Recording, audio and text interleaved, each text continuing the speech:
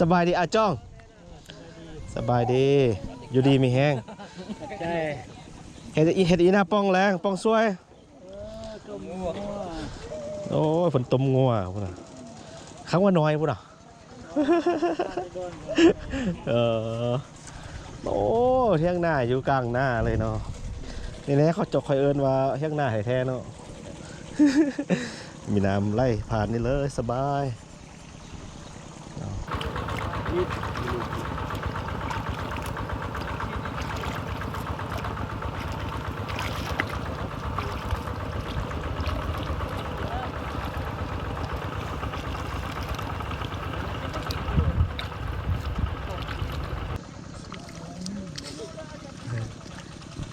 แม่จ้องนี่มีแห้งๆดีครับแม่จ้องเนี่ย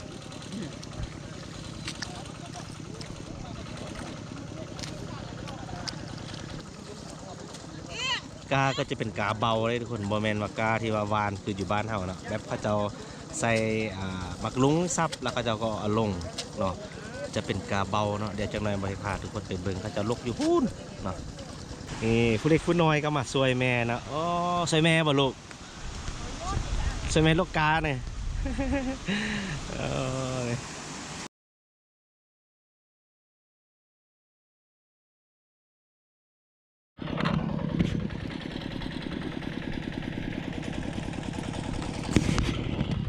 มันขาดหน้าทุกคน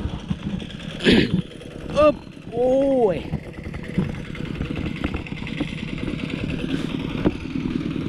โอ้บ่ให้ก็คาดเป็นไรทุกคน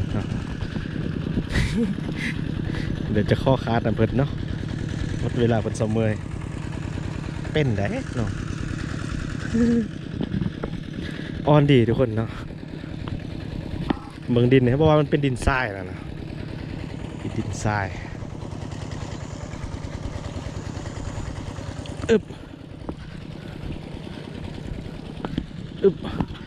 นี่ก็จะมีน้ำเมืองเนาะที่ว่าเขาจะเปลงมาแต่ห้อยหมดแหละเขาจะตั้นไว้แล้ว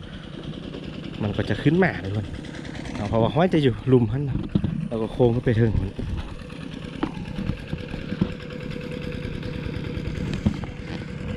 บุยป่าทุกคนแต่มีไส้เดือนไล่ทุกคนไส้เดือนนี่บอกละไล่หนึ่งนะเพิ่นว่าคาถามีไส้เดือนแล้วเขางามเลยทุกคนตัวไส้เดือนมักยาวๆอยู่ลุม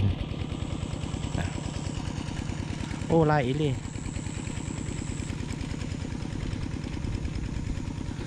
บริเวณนี้ก็จะเป็นคันไดลงไปเลยนะจนฮอตลุมทุกคน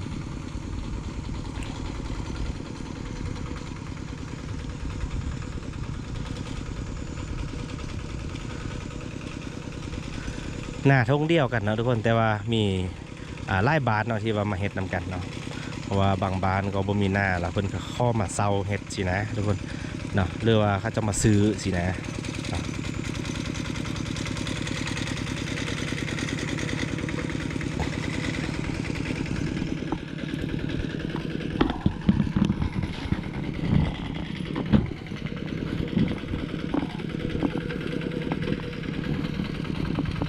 โอ้สะดวกสบายไล่น้ำก็ได้นะเพลงมาใส่เลยอ๋อดิดแล้วดิดออนดิครั้งนะแต่ว่าความจริงนี่พอแล้วเนี่ยเพราะว่ามันโลมดีละทุกคนมันเปื่อยดีละนะเราจะเดินทางไปหาเพิ่นอยู่เชียงหนามเลยทุกคนโอ้น้ำนี่ไล่ลวดดีครับ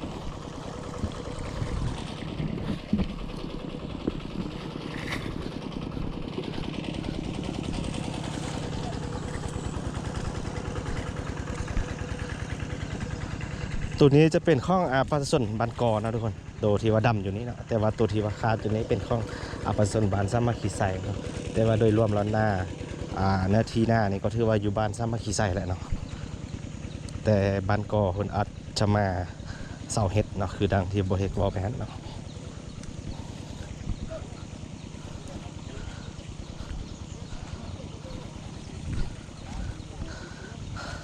โอ้เจอกันอีกแล้ว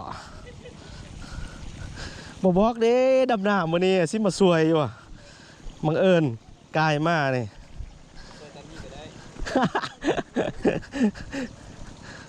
สบายดีอาจ้องสบายดีอยู่ดีมีแห้งเฮ็ดอีหน้าป้องแรงป้องสวยโอ้ยฝนต้มงัวพุ่นน่ะครั้งว่าน้อยพุ่นน่ะโอ้เที่ยงหน้าอยู่กลางหน้าเลยเนาะนี่แหละเขาจกคอยเอิ้นว่าเที่ยงหน้าแท้ๆเนาะมีน้ำไล่ผ่านนี่เลยสบายอันนี้เจ้าหนึ่งเนาะอันนี้เป็นข้องข้าเจ้าฮันนี่ห้องโตดำแล้วแหละแต่ว่าดำแล้วซ้ำไฮซีไฮแล้วเนาะปีก้ายนี้บอให้ไปจากไฮดิมีแต่ข้องเข้าลุมพุ่นเอาให้เนาะน้ำมันมาแห้งทุกคนเอาให้หน้าไปเป็นล่างเอาเป็นซ้ำซีไฮพุ่นเนาะอันนี้น้ำเนี่ยแล้วอ๋อให้ข้าเจ้าได้เห็นแล้วก่อนเนาะแต่ว่ามันก็มาแห้งอยู่ก็เบิ่งเมื่อกี้นะงานนี้ลองอูดที่หน้าเอาแต่จ่าเปลือกเลยแล้วงานนั้นแหละ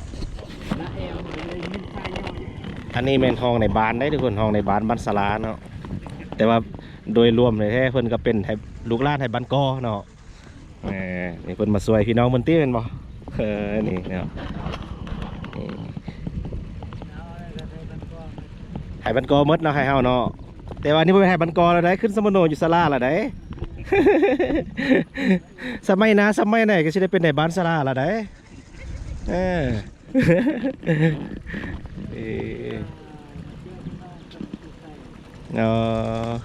มาเซาเพิ่นบ่หรือมาซื้อเนี่ย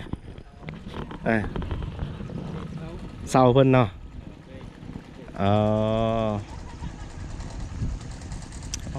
แสะล่อง30ปลาย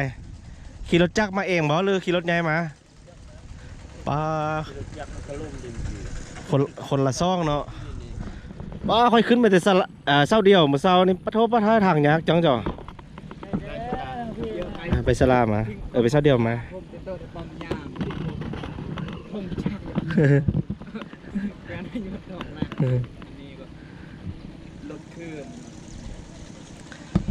เสาเมยเสาแค่ละสิไปดำนาใส่เพิ่นทุกคนดำเป็นก็เนาะ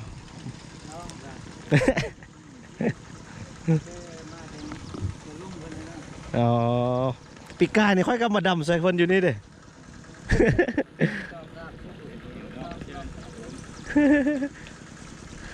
นี่มื้อนี้แล้วบ่นี่อย่างคาดเนาะคาดนี่จำนวนหนึ่งเนาะคาดกับบโดน2 หอบก็ได้แล้วน่ะนี่น่ะดินอ่อนๆนึง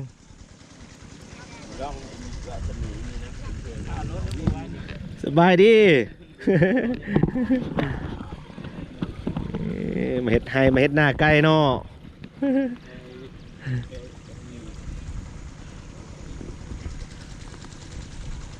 เสมอดีๆก่อนนะทุกคนนะสิไปดำเซเว่นลองดำเบิ่งบ่ได้ดำมาโดนแล้วสินะยันลืมเดี๋ยวเบิ่งบ่เทคเสมอบ่นึงนะทุกคนเดี๋ยวจังได๋ไปคุณเนาะไปเบิ่งเขาเจ้าดำนาทุกคนหลังจากที่เสมอหันบ่นึงนะบ่เทคก็จะพาทุกคนไปเบิ่งเขาเจ้าดำนากาตกอยู่นี่ซุ่มหนึ่ง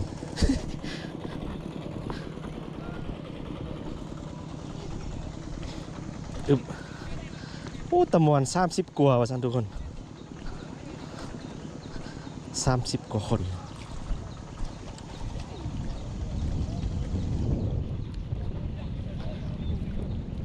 ป้งโอ้ตกใจหน่อยนึงดำนาเลาะเนาะนี่คนดำผู้น้อยๆก็ดำนาไว้ครับโอ้ยผู้สาวบ้านกอได้นี่เนาะคนบอลยัด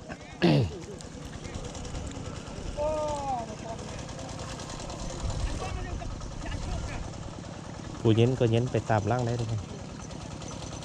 จะมีผู้เย็นเล้านำร่างเรา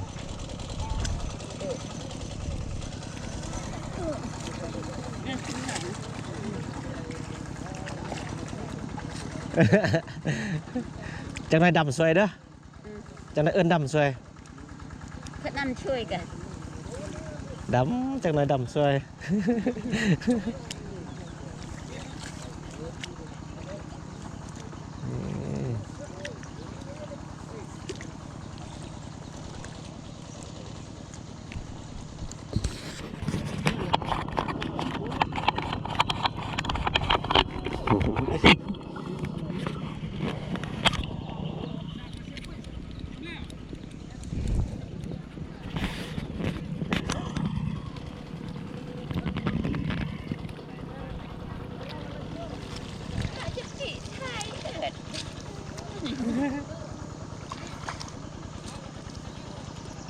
ใส่น้อยให้ลูกใส่ลายๆได้ไหม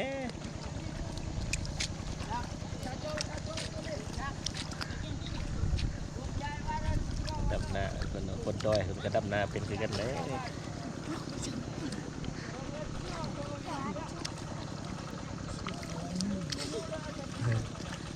ไอ้แม่จ้องนี่มีแห้งๆดีครับแม่จ้องเนี่ย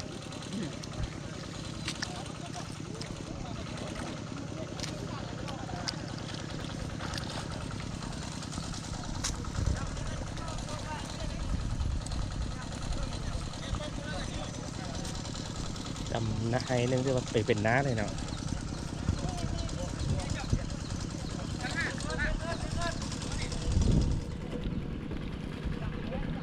ดำนางามจัง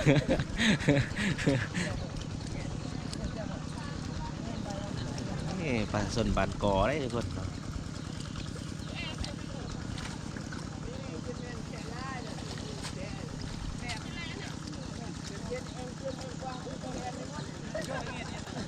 อ้าวอันนั้นคือดำซับหน้าซับล่างวะนี่รัดกันไปแล้ววะนี่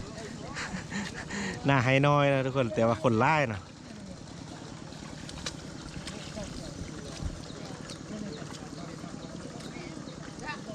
จากนั้นดำแข่งกันเนาะดำแข่งค่อยเบิ่งเนาะให้ชิดำไวกว่ากันเนาะ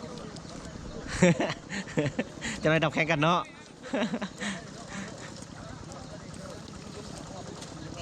กาก็จะเป็นกาเบาเลยทุกคนโมเมนต์ว่ากาที่ว่าวานคืออยู่บ้านเฮาเนาะแบบเขาเจ้าใส่มักลุงซับแล้วเขาเจ้าก็เอาลงเนาะจะเป็นกาเบาเนาะเดี๋ยวจังหน่อยบริพาทุกคนไปเบิ่งเขาเจ้าลกอยู่พูนเนาะ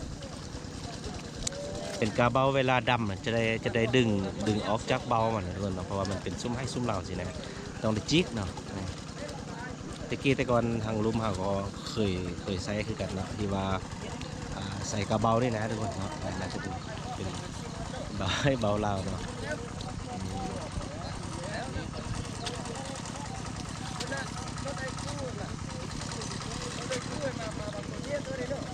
จุไปก่อนก็ไปก่อนแล้วเนาะ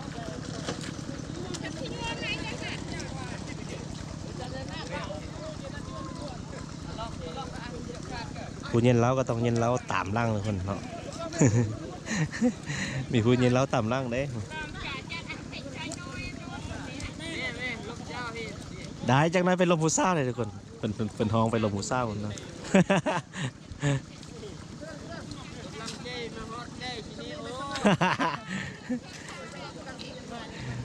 จ้องเพิ่นห้องให้ไปลมหูซ่าแต่หูซ่าอยู่พุ่นนะ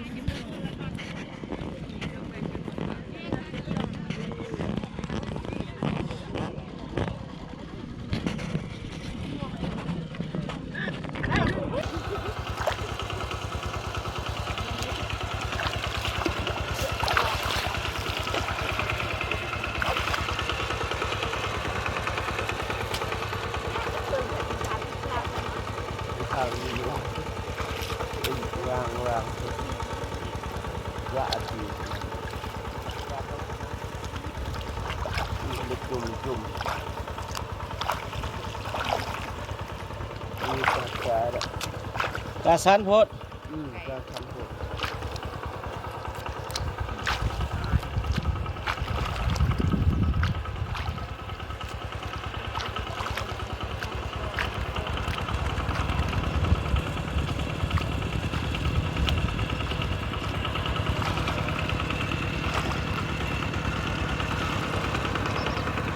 กันหลายคนเอาของมันลูกของดองห้ามันนานึ่งเงินอยู่กับแมนถุนผู้ใดนี่ การบางหาร เออ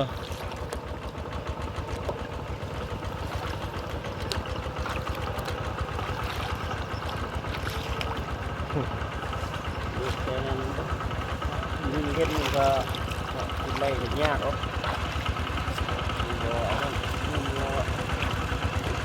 บ่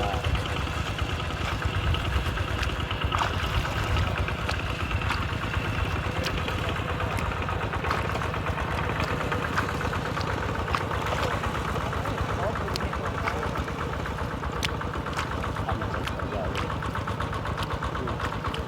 นี่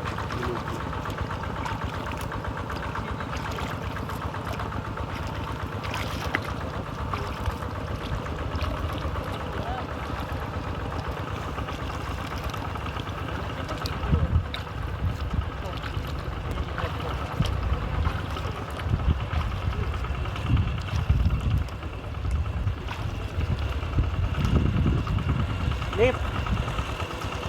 หมด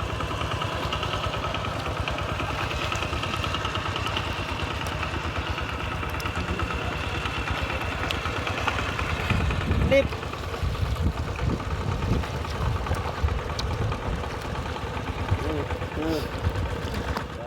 ไอ้คนแล้วโบเทกก็ดำใส่ข้าเจ้าบึดหนึ่งเนาะแล้วก็กาเมื่อทุกคนเนาะแต่ตอนนี้เพิ่นกำลังมาเอากาอยู่ที่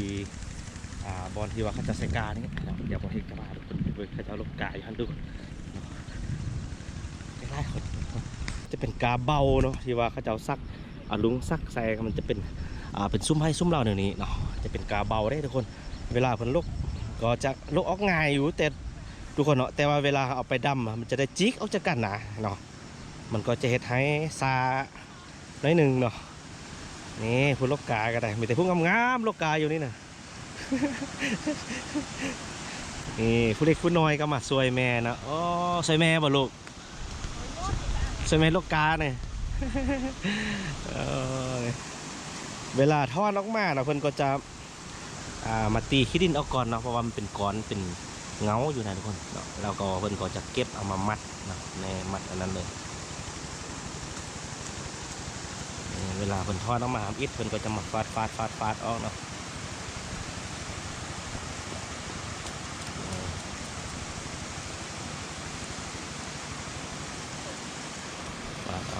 ซูมือนี้อยู่บ้านเฮาเราโบเฮ็ดเดี๋ยวนี้แล้วทุกคนเนาะอยู่บ้านประเทศนี้ส่วนใหญ่เราก็เอารถฟอร์ดไทยเลยทุกคนเนาะไทยแล้วเราก็คาดแล้วก็ใส่บางวานเลยนะแล้วก็เวลาเกี่ยวก็ใส่รถเกี่ยวทุกคนเจ้าของหน้าก็คือมีแต่ว่าคอยบริบัติเนาะเป็นย้าคันหน้าบ่เป็นย้ากลางหน้าบ่แล้วก็เปลงน้ำใส่หนาเพราะนั้นเนาะแต่ว่ายูพีก็ยังแบบใส่แบบเก่าๆเขาอยู่ทุกคนใส่แบบตะกี้แต่ก่อนอยู่ได้เนี่ยห้ามว่าครอบครัวบ่ให้เคยบ่เดี๋ยวนี้ก็เคยทุกคนเคยซักแล้วก็ใส่กาเบาเดี๋ยวนี้นะเนาะแต่ว่าซูมือในอยู่บ้านเราแทบบุมีแหละทุกคนแต่ว่าอยู่ด้วยแทบมีอยู่นะเนี่ยพระเจ้าก็จะใส่ลุงซักแล้วก็เป็นเบาเดี๋ยวนี้คือตะกี้แต่ก่อนไทยเฮาอะไรทุกคนเนาะยังบ่เทกจะลองลูกเบิ่งเนาะเป็นขี้สายทุกคนก็ลูกง่ายเนาะบ่ได้ลูกยากเลยลูกออกมาเราก็จะพอฟาดขี้ทรายนี่ออกเนาะ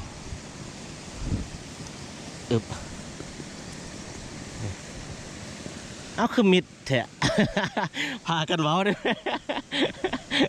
ปล่อยให้บริเวณเว้าผู้เดียวทุกคนก็จะมิดฟังเนาะ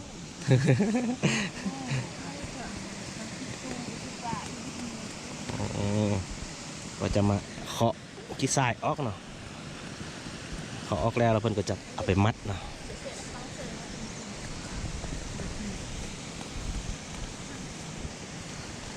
อ้าวบ่ได้มาแต่บ้านโอ้บ่ได้ขนมมาตอนน่ะมาไปเช้าเดียวมาล่ะไปเวียกมาแวบ่มีขนมโอ้ผู้น้อยนี่เพิ่นก็ได้ไหวทุกคนเนาะบ่ได้ซ่าเนาะเพราะว่า3 4 5เบาก็จะก็พอมัดแล้วนะสินะเนาะคือเฮาลกอยู่บ้านเฮาแล้วแม่นวานตะกานะทุกคนแต่ว่าส่วนใหญ่บ่เฮ็ดละอยู่บ้านบ่เฮ็ดซุมื้อนี่มีแต่วานอย่างเดียวเลยวานกลางหน้าเลยบัดเดียวเลยแล้วเลย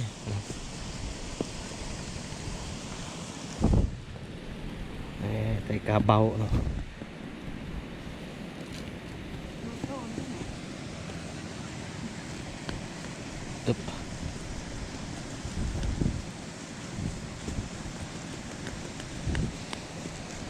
เวลาเราไปดำเราจะได้จิกนะมันจะซาอยู่นำเวลาเราจิกท่านทุกคนนะ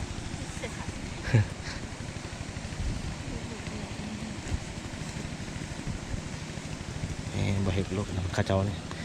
สวยเบิ่งเนาะ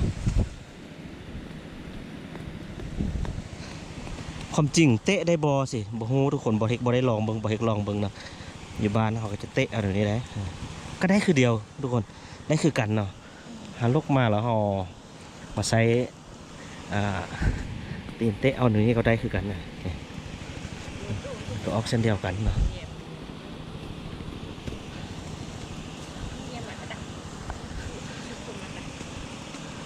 เราจะมาเตะอันนี้นะเนาะก็ได้เส้นเดียวกันเนาะ